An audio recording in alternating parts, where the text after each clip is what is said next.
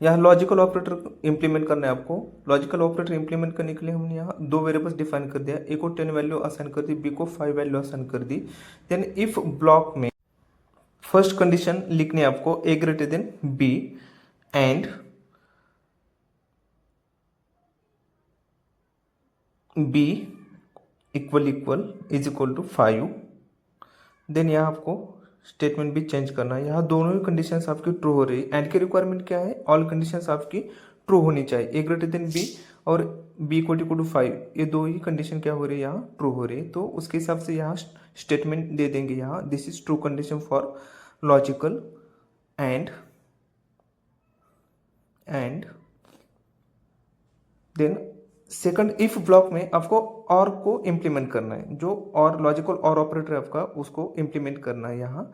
तो यहाँ लिख देते ए लेस देन बी, ए लेस देन बी। ये कंडीशन आपकी फॉल्स हो जाएगी क्योंकि ए छोटा नहीं है बी से। तो और में और एक कंडीशन क्या कर देता है, वो चेक कर देता है। जब तक उसको कंडीशन ट्रू नहीं मिलती तब तक वो चेक कर देता है। ए ग्रेटर देन बी ऐसा लिखा तो ए की वैल्यू 10 है, ग्रेटर देन 5, ये कंडीशन वो ट्रू है। तो उसके हिसाब से यहाँ स्टेटमेंट भी चेंज कर देते हैं। This is true condition for logical OR, this is true condition for logical OR, ऐसा स्टेटमेंट यहाँ देते हैं क्योंकि और कंडीशन क्या हो रही है, यहाँ ट्रू हो रही है। देन यहाँ नॉट ऑपरेटर आपको यूज करना है। नॉट का मतलब क्या होता है, जब आपकी कंडीशन ट्रू हो रही तो वो फॉल्स बना देता है और फॉल्स हो रही तो उसको ट्रू बना देता है। Then a equal to b, एक कंडीशन आपकी फॉल्स हो रही है तो नॉट ऑपरेटर उसको ट्रू बना देता है, फॉल्स का ट्रू बना देता है। तो सी आउट में स्टेटमेंट आपका चेंज कर देते हैं यहाँ, this is true condition for logical not, logical not. Then program execute कर देते हैं, रन कर देते हैं। एंड यहाँ आपका आउटपुट प्रिंट हो जाएगा एंड और नॉट का। देन नेक्स्ट ऑपरेटर है कंडीशनल ऑपरेटर, उसको हम टर्नरी ऑपरेटर ऐसे बोलते हैं क्योंकि उसमें आपको 3 एक्सप्रेशंस राइट करने होते हैं। फर्स्ट एक्सप्रेशन में आपको कंडीशन देनी है, देन कंडीशनल ऑपरेटर, देन ए कोलन बी।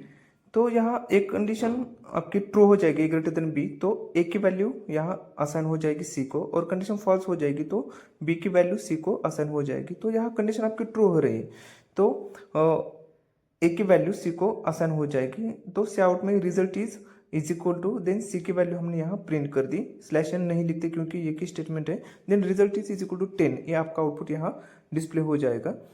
देन बी की वैल्यू यहाँ चेंज करके देखते हैं 15, तो बी की वैल्यू सी को असाइन हो जाएगी क्योंकि कंडीशन यहाँ फॉल्स हो रही है। तो इस तरीके से आपको कंडीशन ऑपरेटर का यूज करना है।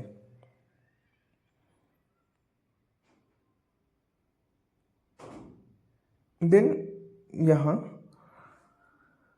यूजर से वैल्यू इनपुट लेके भी टेस्ट कर देते हैं, enter value of A and b, क्योंकि कंडीशन आपको टेस्ट करनी है ना, अकॉर्डिंग दैट कंडीशन आपका रिजल्ट सी को आसान हो जाएगा। देन स्लैश एन यहाँ लिखते हैं। देन ए और बी की वैल्यू भी आपको यहाँ से हटानी है, तो सी इन में ए एंड बी की वैल्यू इनपुट लेनी है, सी इन फंक्शन यूज़ करना है उसके लिए। तो यहाँ से ए की वैल्यू रिमूव कर देते हैं और बी की भी वैल्यू यहाँ से रिमूव कर देते हैं। देन प्रोग्राम आपका एग्जीक्यूट कर देते हैं। Enter value of A and B, A की वैल्यू 23 ली और सी की बी की वैल्यू 6 ली, तो रिजल्ट आपका डिस्प्ले हो जाएगा। देन 15 एंड 12, यहाँ भी यहाँ 56 लेते हैं तो बी की वैल्यू रिटर्न हो जाएगी यहाँ।